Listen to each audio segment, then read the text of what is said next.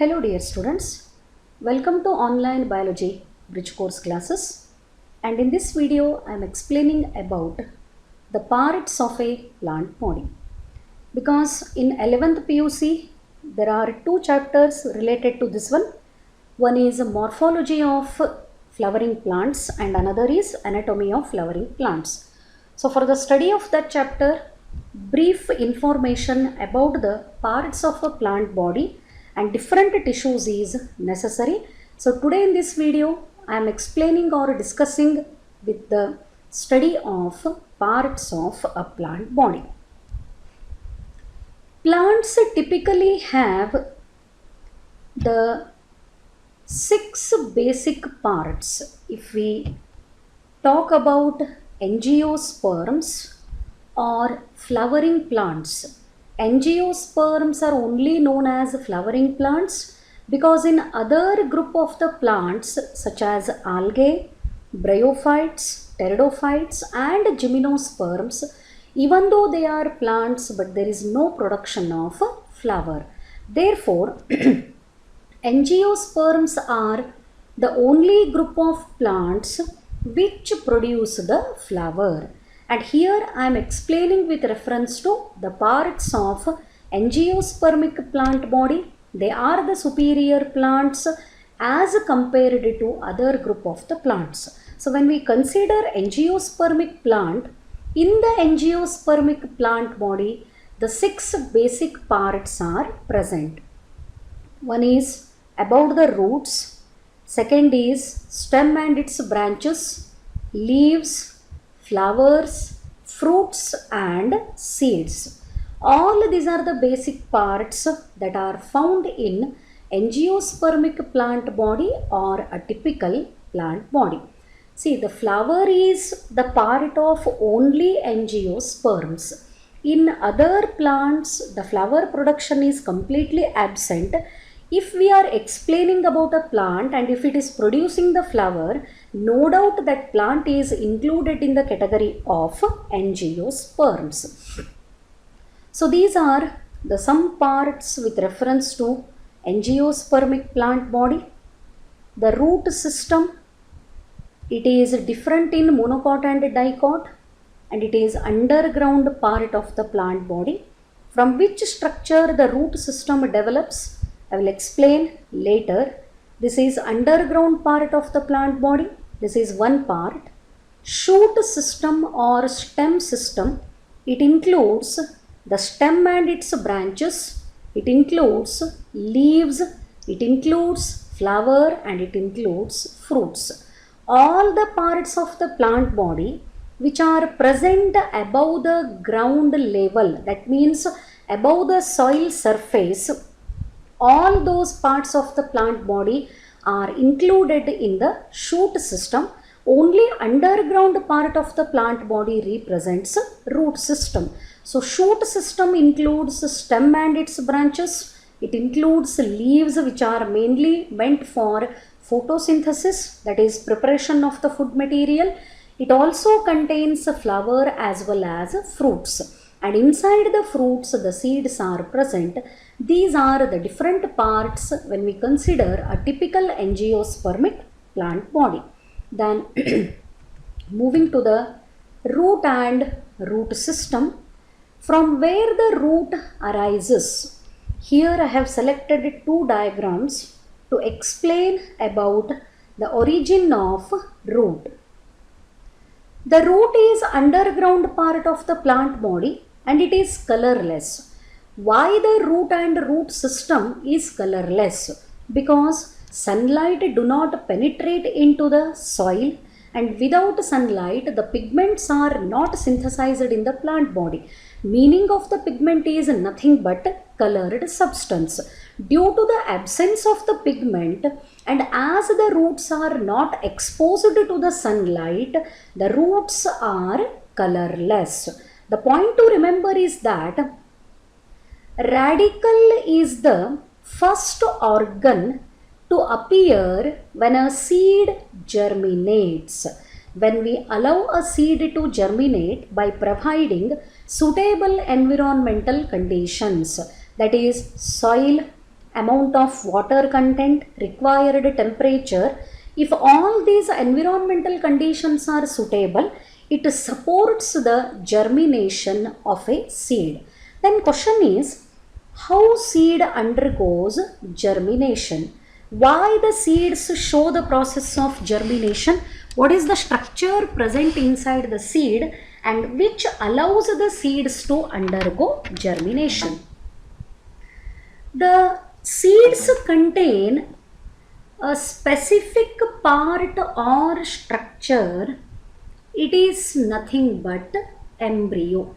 Here, which I am drawing, this entire structure represents seed, and this small part of the seed represents embryo. When seed germinates, embryo absorbs the water and it undergoes the repeated divisions and it produces the small plantlet. Actually, the small plantlet which is producing from the seed is developing from the embryo. So that when we allow the seeds to germinate, seeds with the embryo show the process of germination, and seeds without embryo are unable to germinate. That is why farmer doesn't get 100% of the germinated seeds. The seeds whichever is with the embryo, no doubt when suitable environmental conditions are provided, it undergoes germination due to the presence of embryo. But some seeds lack the embryo, or the embryo which is present in the seed, it may be damaged or it may be inactive. In that case, the seeds are unable to undergo the germination. So from this embryo, there is a part called radicle, and radicle is the first organ to appear when the seeds are subjected to germination. The first organ that appears during seed germination is nothing but radicle. Here in the image you can see where exactly radicle is present. This is radicle and here it is plumule. These are cotyledons. Cotyledons are nothing but they are the thick parts of seeds where the food is stored. The reserve food is present in the cotyledons and that food is used by the embryo at the time of seed germination. So this radicle, it always grows downwards into the soil. The direction of growing of the radicle is always towards the soil, that is away from the sunlight, and finally it anchoring the seedling. The radicle develops into root system. Therefore, the structure of embryo finally which produces the root and root system in the angiosperms is nothing but radicle. Remember, it is the first organ to appear when seed is subjected to germination, and the direction of growth of the radicle is always towards the soil, and finally it gives rise to the formation of the entire root system. So radicle is the part from which the root system develops. Then what about the plumule? Actually the part is marked here, so I am explaining. From the plumule, the shoot system arises or develops. Here you can see the formation of small leaves. Radicle gives rise to the development of root system and plumule gives rise to the development of shoot system. Both of them are the parts of embryo, and embryo is present in a seed. The activated embryo during germination, it produces radicle and plumule, and from the radicle the root system arises, it grows towards the soil, and from the plumule the shoot system arises and it grows towards the sunlight above the surface of soil. So these are the two important parts which are present in the embryo, and with the help of which only the root and root system, the shoot and shoot system develops in the plant body. So moving to the next one. Root is the part that lies below the surface of soil. The top part of the root, which is called root apex, is covered by a covering known as root cap. Another important point with respect to the study of root and root system. Remember, root is always growing towards the surface of soil. There are few exceptions. The one exception is nematophore. Nematophores are called breathing roots. They are growing above the surface of soil. The name itself is indicating breathing roots. To fulfill the requirement of oxygen, some roots they grow above the surface of the soil only in case of halophytes. Actually, about this I explained in previous bridge course video in the types of plants. The halophytes are the plants which are growing in salt rich area, and in that area, to fulfill the requirement of oxygen, some roots are growing above the surface of soil, and those roots are called nematophores. But remaining roots are always growing towards the soil, whether they are normal or they are subjected to any kind of the modification. Generally, the roots are growing towards the soil surface, growing towards the soil. The tip of the root is covered by additional protective structure called root cap. The root tip is always protected by a protective cap-like structure known as root cap. Then question is, what is the need of this root cap? If you consider this structure as root, let us assume this is the root and here it is the root tip. The root tip must be protected. If the damage occurs to the root tip, then the growth of entire plant body is not possible, or the growth of entire plant body is completely stopped if something happens to the root tip. The tip of the root is protected by a small cap-like structure, and this cap-like structure is called root cap. Then question is, why the root tip is covered by root cap? Answer for this one, the root tip, it consists of meristematic cells. The root tip contains meristematic cells, and meristematic cells have the ability to undergo, or they have the capacity to undergo cell division. And without cell division, growth and development of the plant body is not possible.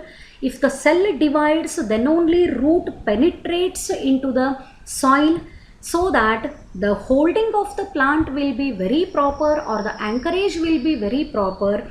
Therefore, the root tip must be protected, so that the tip of the root, which contains the meristematic cells, and meristematic cells have the ability of constant cell division, this portion is protected from, or protected by, a cap-like structure called root cap.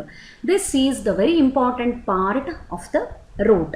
So before studying about the root system, let us have a look on what are the functions carried out by root or root system.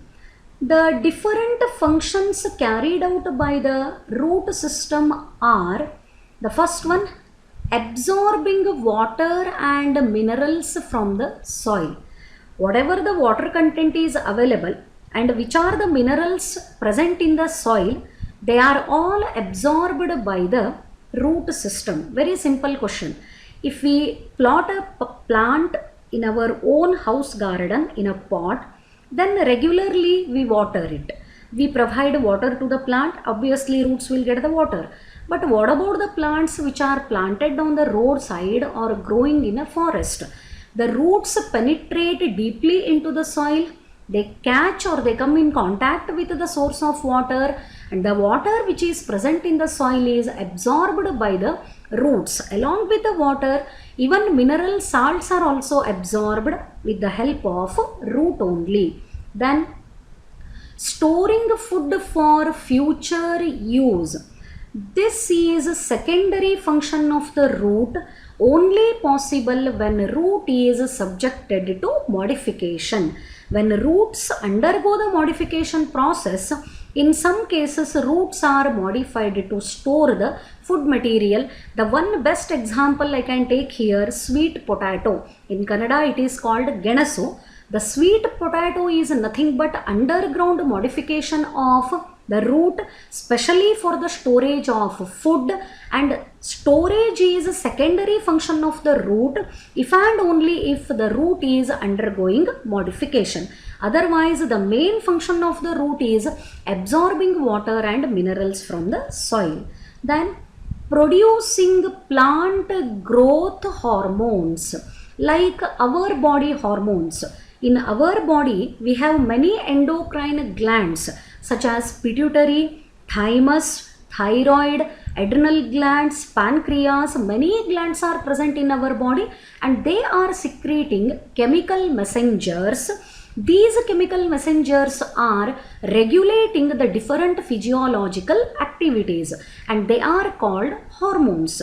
Like human body, the hormones are produced in plant body also, and root is also producing plant hormones. Then anchoring the plant firmly to the soil and providing support. Holding the plant properly is another primary function of the root system. Then one more very interesting function, developing new plants from roots of the old plant. It is called vegetative propagation. If gametes are not involved, the male and female gametes, if they are not involved in the reproduction, if new plants are producing from the vegetative parts such as root, stem and leaves, the process is known as vegetative propagation. The best example is cultivation of sugarcane. Sugarcane is cultivated by using stem pieces. There are no seeds or any seedling which is used to propagate the sugarcane. So in sugarcane, the stem pieces are used to cultivate the new sugarcane plant. This is also example of vegetative propagation. So vegetative propagation is also additional function of the root system, in which the new plants arise from the root system. So these are some functions carried out by the root system. Of course, some of them are carried out regularly and some functions needs the modification of root system. Absorption of water and mineral salts, anchoring the plant body firmly to the soil and providing the support are the primary functions along with the secretion of growth hormone. But storage of the food and vegetative propagation are the additional functions carried out by the root system. So this is about the study of root and root system. Try to remember, the root develops from a radical part of the embryo. It is always growing towards the soil. The tip of the root contains actively dividing meristematic cells. For the protection of root tip, there is a small cap-like structure is present around the root tip which is called root cap. If root tip is damaged, it leads to the damage of whole plant body, so that root tip is protected by root cap. The primary functions of the root are absorption of water and mineral salts, production of the plant hormone, and anchoring the plant body firmly to the soil. Additional functions of the root system are storage of the food and vegetative propagation. Try to concentrate and try to remember about the types of root system and their characters. I will continue in the next video. Hope the explained part is clear for you. Thank you.